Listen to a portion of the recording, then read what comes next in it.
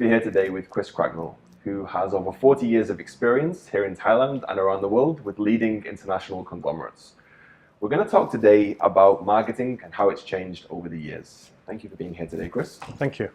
So I'd like to ask you, given all of your experience around the world, how have you seen marketing change in your 4 decades? Marketing's changed hugely. The whole speed of business has changed dramatically. I mean, conventional advertising in the past, be it in newspapers, magazines, whether it was TV advertising or billboard advertising, has suddenly been hugely influenced by the ability to advertise and promote through social media.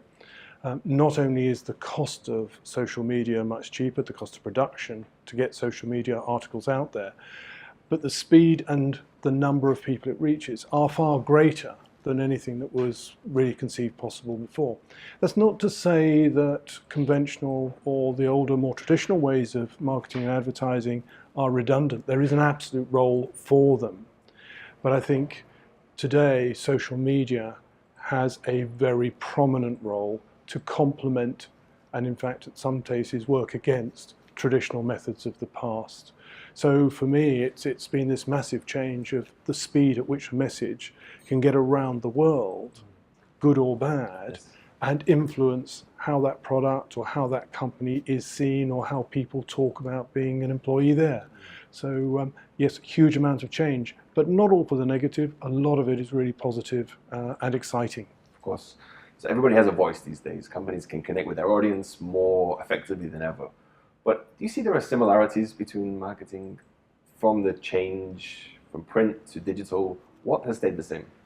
Well, there are some basic rules. You've still got to have a good story to start with. If you're a company out there promoting a product or your brand image or you're building something, you've got to get the message right. You're in competition with a lot of other people. You've clearly got to get that differentiator across, so there's got to be something unique in how you communicate. Quite often humor is used on social media or lower cost methods for getting that message out there. And they automatically ring a bell and chime with the audience that's picking up, and they get onto them, and if it's really good, they start trending it round to lots of other people.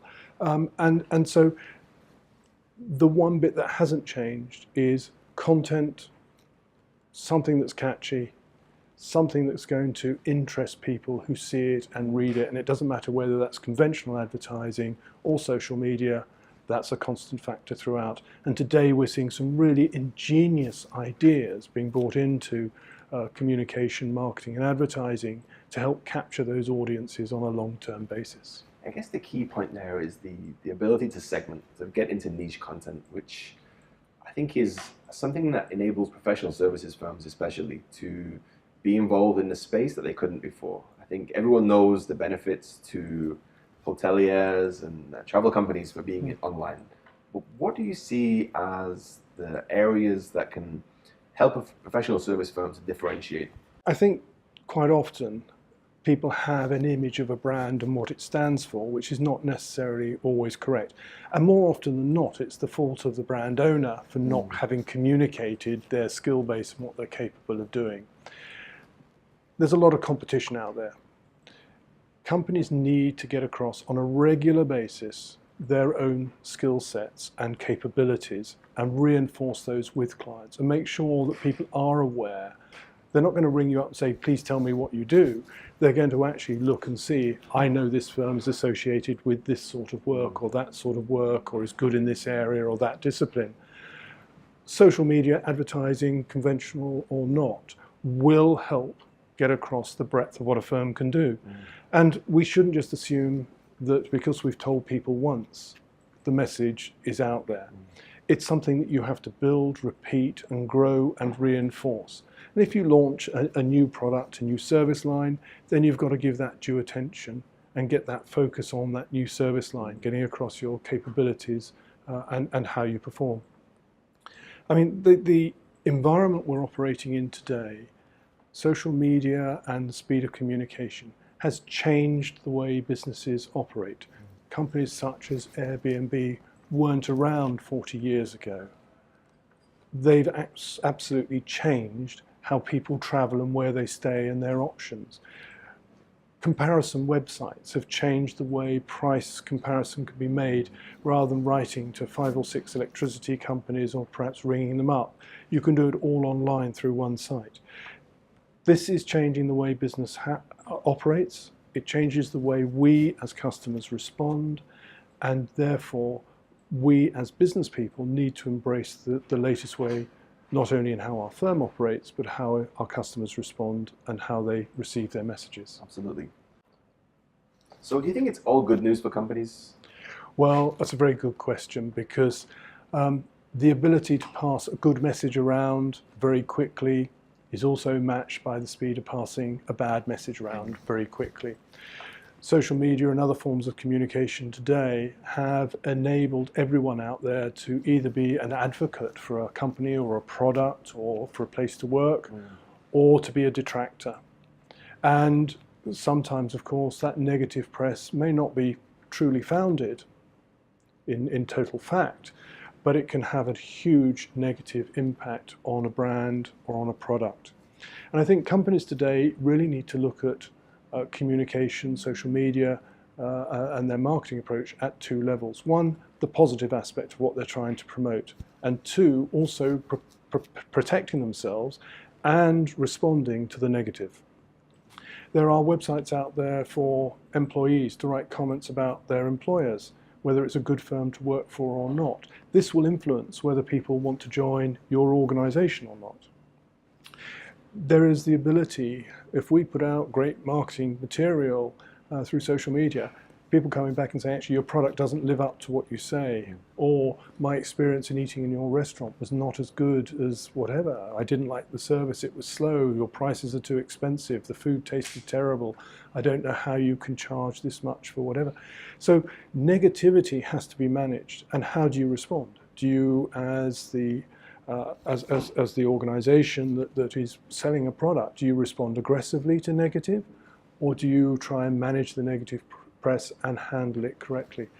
Food products, perhaps they've got parts of animals or some other form of contaminant in them, and you see pictures. Has that been staged to get a compensation claim, or is it reality? And everyone's watching how you respond. Are you ignoring it, or are you going to respond compassionately?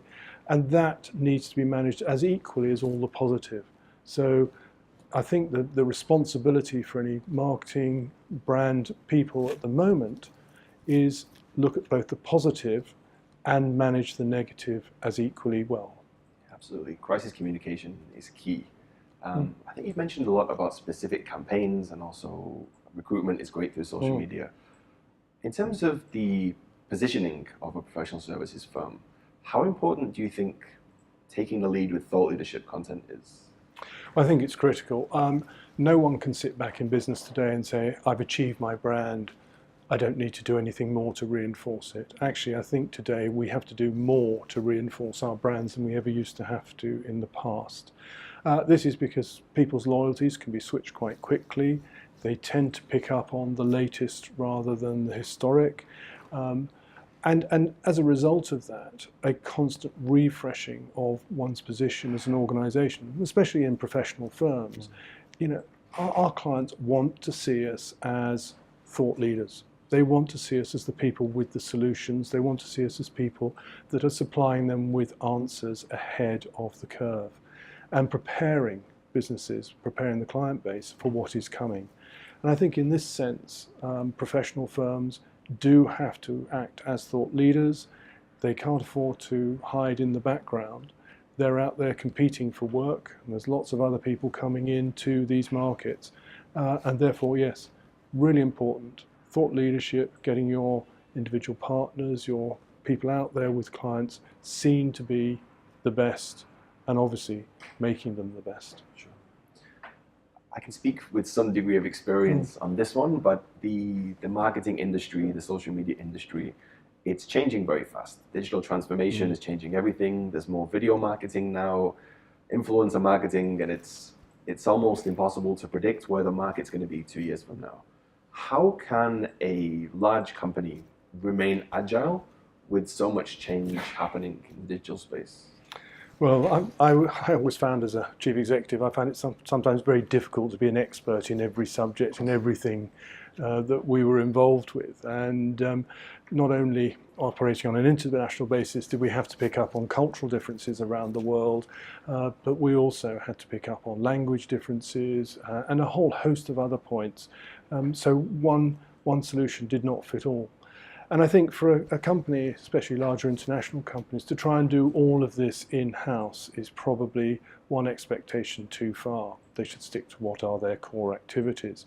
Because there are a lot of experts out there who know how to use social media, how to use the best routes to market. And that's what they do 100% of their work lives. And for someone like myself as a chief executive who has very little experience of doing it hands-on, I think it's totally inappropriate. I should try and come up with the answers. My solution was always to go out and find the best, work a strategy out with a third-party supplier, so outsource to them and engage them with maybe our in-house team, which would be quite limited in number, to make sure that we had our own brand being managed in our own guidelines, whether it's color, whether it's tone of message, whether it's image, etc.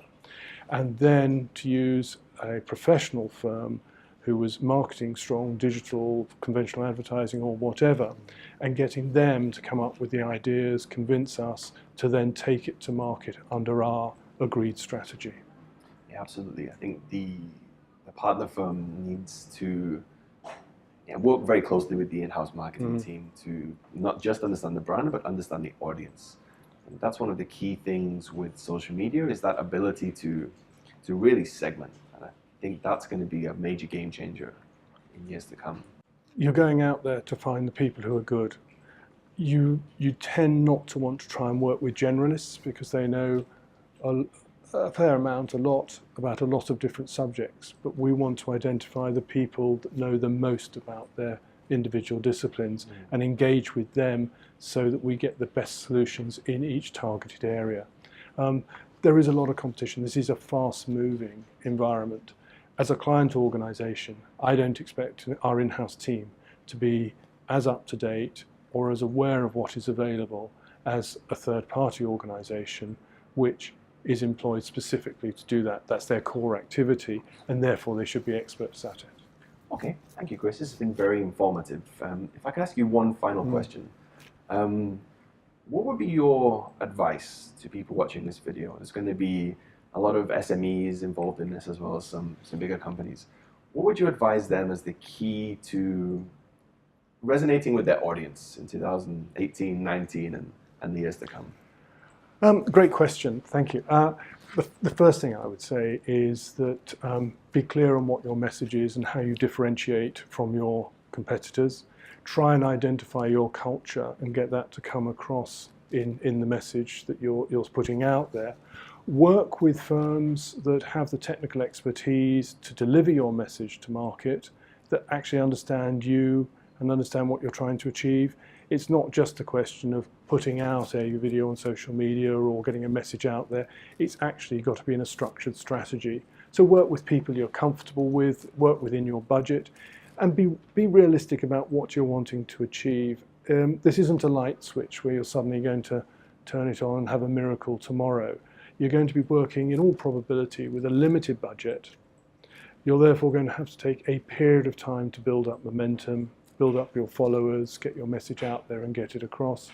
And you're going to need a partner firm that can identify your target audience in a way perhaps you can't do yourself.